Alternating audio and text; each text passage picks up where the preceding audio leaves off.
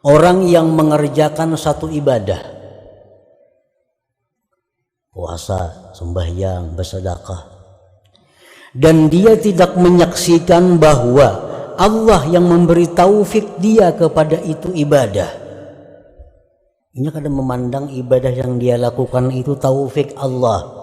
Kadang memandang itu, yang dia pandang adalah dirinya sendiri. Bahwa mu'jib bi amalihi, itu orang ngarannya ujub dengan amalnya. Aku bersedekah, aku sembahyang, aku naik haji, tapi lupa kepada anugerah Allah, lupa kepada pemberian Allah, pertolongan Allah. Maka ini orang adalah mu'jib, ujub. Nah, bukan kita kada boleh ba'aku, itu bukan. Jangan diartikan bila ba'aku itu ujub, kada demikian. Ba'aku itu atau ba'kami itu disuruh. Jangan ditiadakan aku dan kami. Tetapi yang dikehendaki itu adalah setiap aku dan kami yang kita ucapkan bahwa diselimuti zahir dan batin aku dan kami itu dengan pertolongan Allah.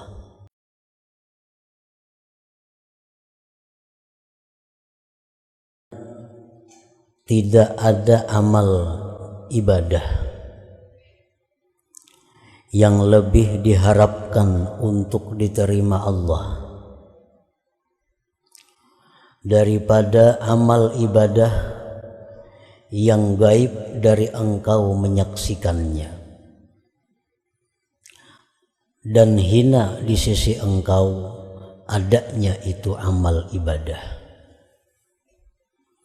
Itulah kurang lebihnya terjemah daripada hikmah yang ke-51 ini.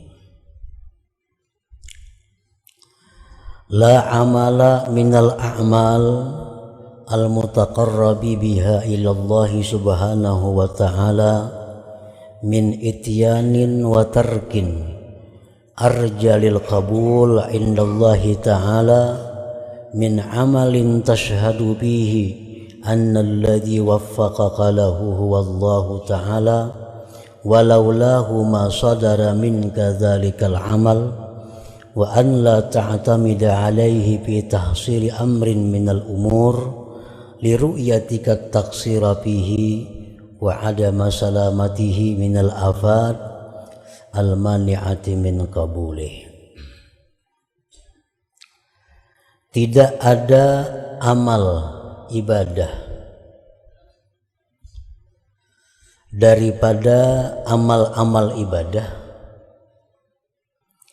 yang dijadikan pendekatan dengan amal ibadah itu kepada Allah Subhanahu wa ta'ala, baik daripada melaksanakan perintah seperti sembahyang, puasa, zakat, wa tarkin dan meninggalkan larangan,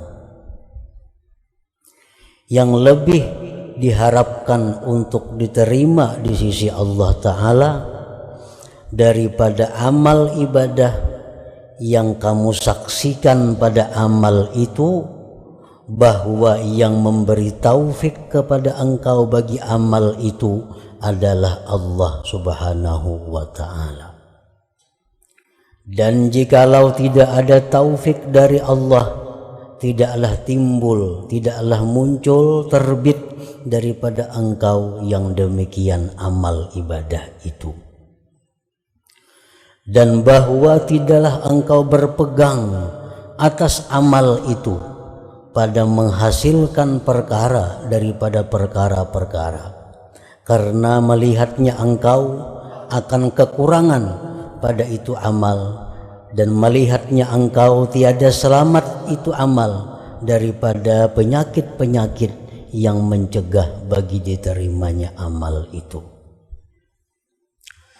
Para muhibbin rahimakumullah, pengarang ini di dalam hikmah yang ke-51 ini membicarakan masalah sebab amal diterima Allah.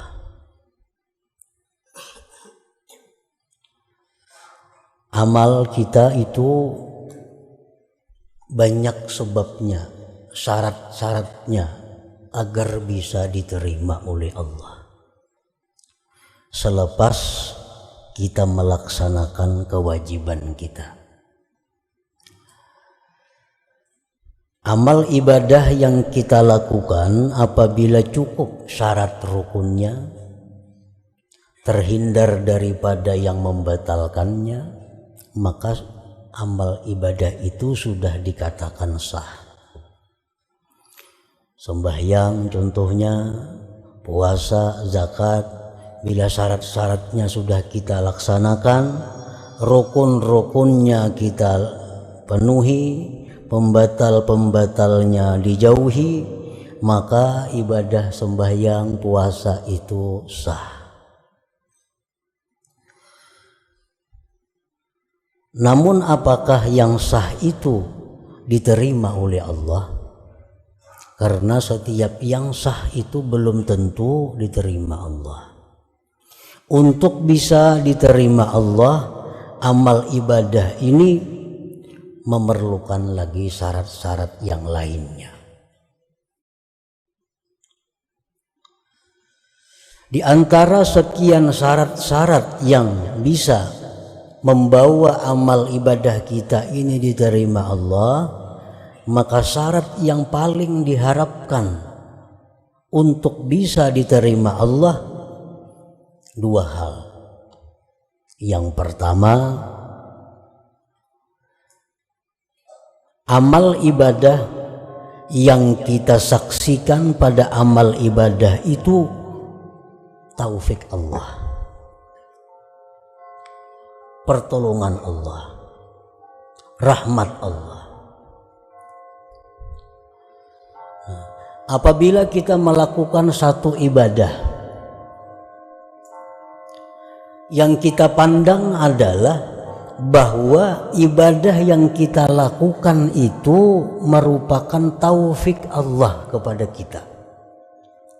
Ibadah yang kita perbuat itu merupakan anugerah yang diberikan kepada kita. Nah, bukan ibadah itu merupakan dari diri sendiri.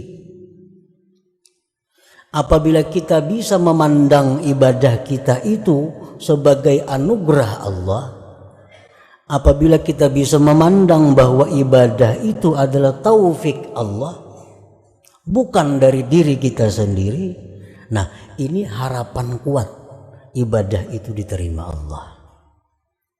Harapan kuat. Yang kedua, ibadah yang kita lakukan itu tidak kita jadikan sesuatu yang menghasilkan baik derajat, baik keluasan rezeki, baik surga atau lainnya. Aku pangdahulu tuh hok mengamalkan itu, nah akhirnya aku murah rezeki. Nah ini ngarannya berpegang kepada amalan. Nah bila kita macam itu halnya, ini salah satu sebab yang mencegah diterimanya itu amalan. Amalan-amalan yang telah kita lakukan itu jangan kita perpegangi, jangan kita bikin andalan. Sebabnya apa? Sebabnya kita tahu bahwa amalan yang kita lakukan itu banyak rusaknya. Kita tahu bahwa amalan yang kita perbuat itu banyak aibnya. Jadi janganlah kita berpegang kepada amalan-amalan yang kita lakukan itu. Yang kita pegang adalah rahmat Allah yang diberikan kepada kita. Bila dua hal ini ada di dalam satu amalan, maka itu adalah tanda yang kuat bahwa amal ibadah kita itu diterima di sisi Allah Subhanahu wa ta'ala. Kita umpamanya sembahyang kita itu kita saksikan bukan dari diri kita, tetapi sembahyang itu adalah semata-mata anugerah Allah. Demikian ibadah lainnya. Yang kedua, sembahyang itu kada bisa aku jadikan sebagai alat, aku jadikan sebagai sebab untuk mencapai sesuatu. Karena sembahyangku itu banyak rusaknya. Jadi yang aku harapkan bukan dari sembahyang itu, yang kuharapkan adalah rahmat Allah yang melimpah kepadaku. Nah, bila dua hal itu ada pada satu sembahyang, maka sembahyang itu harapan besar diterima oleh Allah Subhanahu wa ta'ala. Allah Subhanahu wa ta'ala berfirman, walaula fadlullah alaikum wa rahmatuhu ma zaka minkum min ahadin abada. Andai kata tidak ada anugerah Allah atas kamu, tidak ada rahmat Allah atas kamu, tidaklah bersih dari kamu seseorang jua pun.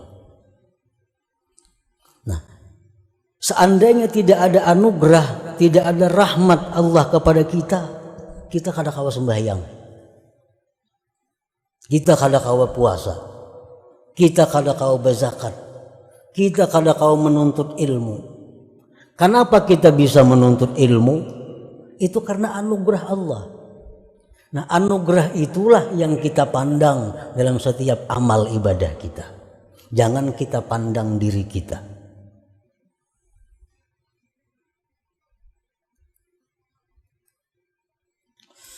Ibadah yang kita perbuat itu jangan dibesar-besarkan. Apalagi dibikin satu andalan, satu pegangan. Karena ibadah itu kita yakin, kita tahu banyak rusaknya. Dan ibadah itu kullama suggirat kaburat. Ibadah itu bila mana kita kecilkan, ibadah itu bila mana kita hinakan, dia menjadi besar di sisi Allah. Wa idza kubbirat sagurat. Ibadah itu bila kita besarkan, ibadah itu bila kita andalkan, dia jadi kecil di sisi Allah, bahkan bisa tidak ada sama sekali di sisi Allah. Jadi yang kita pegang, yang kita andalkan adalah bukan ibadah yang kita perbuat, tetapi rahmat Allah Subhanahu wa ta'ala. Itu yang kita harapkan, yang bisa menyelamatkan kita, yang bisa membuat kita sukses, bukan ibadah kita, tetapi rahmat Allah Subhanahu wa ta'ala. Rasulullah sallallahu alaihi wasallam bersabda, "Ma minkum min ahadin yunjihi amaluhu." Qalu wala anta ya Rasulullah. Qala wala ana illa ayyataghammadani Allah bi rahmatih. Tidak ada daripada kamu seorang pun, kata Rasulullah, yang diselamatkan oleh amalnya di akhirat. Andai kata kita dihitung dengan amal, semuaan kita ini masuk neraka. Tidak ada seorang pun dari kalian yang bisa menyelamatkan akan dia oleh amalnya. Ujar sahabat bertanya, pian pang wahai Rasulullah. Aku pun demikian, kata Rasulullah. Kecuali bahwa Allah melimpahkan kepadaku dengan rahmatnya. Nah, jadi kita jangan dengan sembahyang ini supaya jangan masuk neraka, dengan sembahyang ini supaya masuk surga. Kebiasaan seperti itu ditinggalkan. Ditinggalkan. Aku berharap dengan sembahyangku ini aku bisa ke surga. Dengan sembahyangku ini aku terhindar daripada ke neraka. Itu ditinggalkan. Nah, kita sudah sampai ke suatu pengertian bahwa ibadah yang kita lakukan itu kada bisa diandalkan demikian. Yang bisa kita andalkan adalah rahmat dan anugerah Allah Subhanahu wa ta'ala. Para muhibbin rahimakumullah. Nah, ini jangan diartikan bahwa kada perlu sembahyang, jangan diartikan demikian. Mun ka itu kada perlu puasa, kada kawa diandalakan juga. Mun ka itu kada perlu sembahyang, kada kawa diandalakan juga. Nah, bukan diartikan demikian. Sembahyang puasa itu adalah kewajiban kita yang mesti kita laksanakan sebagai hamba Allah. Sembahyang wajib dilaksanakan. Namun sembahyang yang kita laksanakan itu jangan dibesar-besarkan. Jangan dipandang itu kemampuan diri sendiri. Sembahyang kita laksanakan, tapi kita pandang itu anugerah Allah. Kita pandang bahwa itu adalah rahmat Allah. Bukan meninggalkan sembahyangnya. Nah, ini hanya mengalihkan pemahaman, mengalihkan i'tikad kita yang selama ini bahwa kita anggap dengan sembahyang itu kita ke surga. Dengan sembahyang itu kita selamat dari neraka. Padahal tidak demikian. Padahal kada macam itu. Nah, sembahyang ini adalah tugas kita. Puasa adalah kewajiban kita. Mengenai kita ini ke surga, mengenai kita ini selamat dari neraka, itu semata-mata rahmat dari Allah Subhanahu wa ta'ala. Para muhibbin rahimakumullah. Man amila amalan wa lam yashhad anna Allah waffaqahu lidzalikal amal bal min nafsihi fahuwa mu'jibun bi amalihi. Orang yang mengerjakan satu ibadah,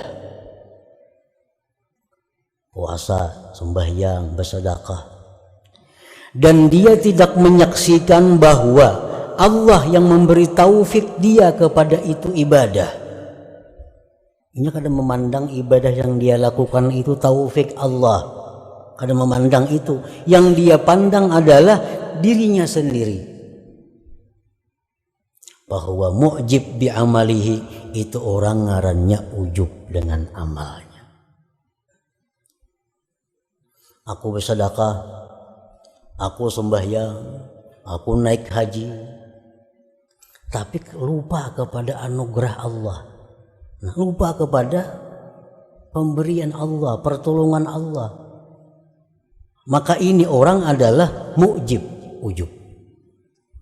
Nah, bukan kita kada boleh ba'aku, itu bukan. Jangan diartikan bila ba'aku itu ujub, kada demikian. Ba'aku itu atau ba'kami itu disuruh. Jangan ditiadakan aku dan kami.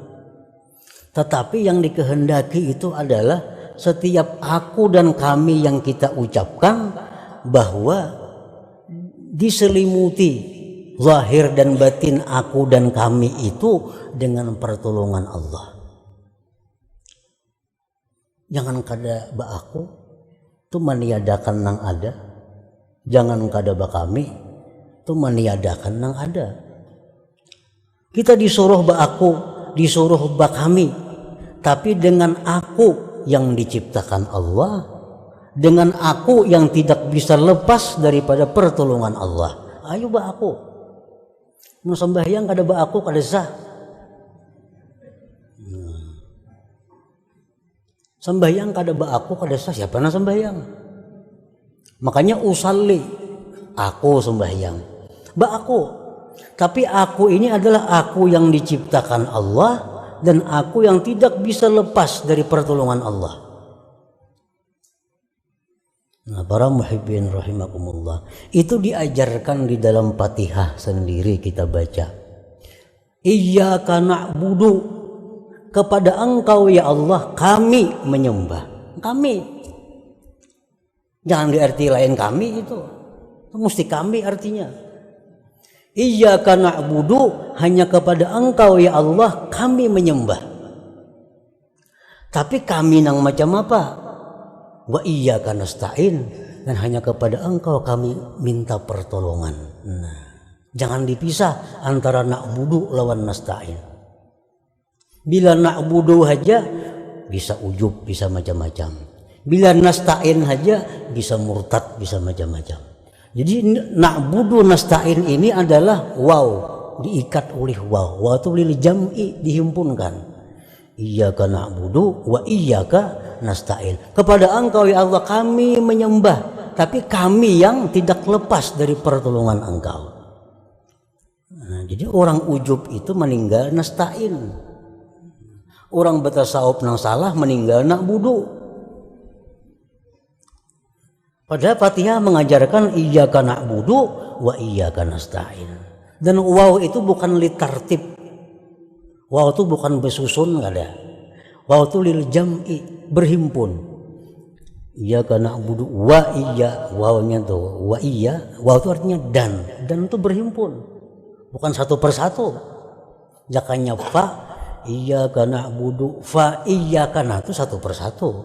Atau iyyaka na'budu summa, itu persatu. Ada ini iyyaka na'budu wa iyyaka nasta'in. Itu bersatu antara na'budu dan nasta'in. Nah, jadi kita mesti aku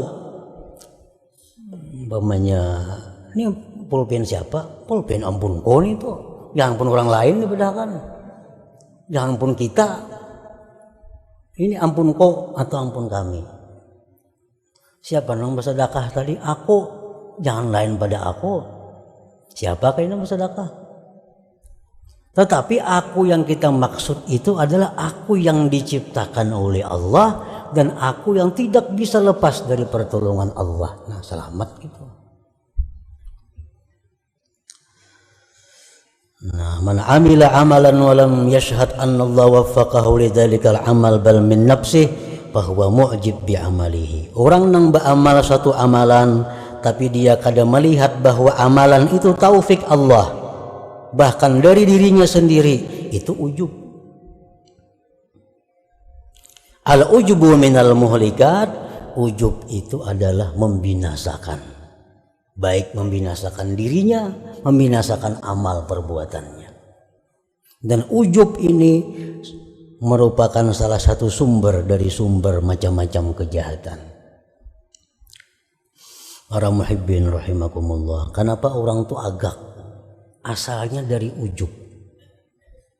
Kenapa orang itu mau ria? Karena asalnya dari ujub. Kenapa ria? Melihat aku nang bama.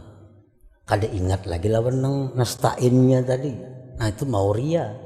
Kenapa sombong? Karena nak budunya aja diingkutinya, nasta'innya kada. Kenapa kikir? Bakhil? Karena nak budu aja. Kenapa orang kikir? Merasa nang becari itu inya. Nang becari itu merasa inya. Aku lapah mengumpulkan tunggal ribuan duit nih. Tunggal ribuan mengumpulkan lapah. Nah, nang merasa inya, nang datang inya nang peroleh rezeki itu merasa milik ampunnya. Dari situ kikir. Pada andai kata dia merasa bahwa rezeki itulah anugerah Allah, inya kawa turun ke pasar itu pun anugerah Allah, kada akan kikir.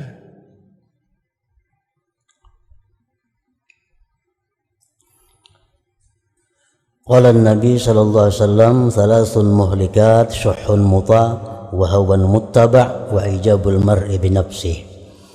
Ujar Nabi, 3 hal yang membinasakan manusia ini.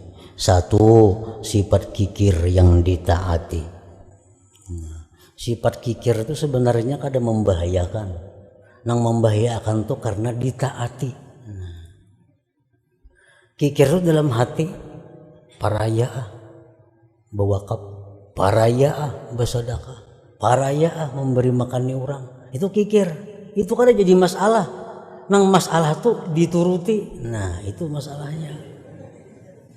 Makanya jar Nabi syuhun muta, kikir yang ditaati. Wa hawan muttaba, hawa nafsu yang diikuti. Hawanya sama juga kada jadi masalah. Hendak itu, hendak ini, hendak macam-macam. Kamu kada dituruti apa ada. Nang bahaya itu yang muttaba, diikuti. Yang ketiga ujar Nabi kita, wa i'jabul mar'i bi nafsi, dan ujubnya seseorang dengan dirinya. Ini merasa keberadaan dirinya ini nang beramal, merasa dirinya ini nang bersedekah, merasa dirinya nang sembahyang, merasa dirinya nang puasa, merasa dirinya nang naik haji, tanpa mengingat pertolongan Allah tadi, nasta'in. Qala Isa alaihi wa ala nabiyyina as-salatu wassalam, kam min sirajin qad atfa'athu ar-rih wa kam min 'abidin qad afsadahu al-ujub. Nabi Isa berkata, berapa banyak lampu yang dipadamkan oleh angin, berapa banyak orang yang ahli ibadah dirusak oleh ujub itu. Salah satunya orang nang dulunya taat kemudian rusak adalah Qarun. Qarun nang di zaman Nabi Musa alaihissalam. Nah, Qarun ini sudah tahu semuaan manusia paling sugih. Harta berlimpah ruah diberikan Allah kepada Qarun. Lalu dinasihati oleh Nabi Musa. Ujar Nabi Musa, wahai Qarun, itu ambisi harta banyak, cari akhirat.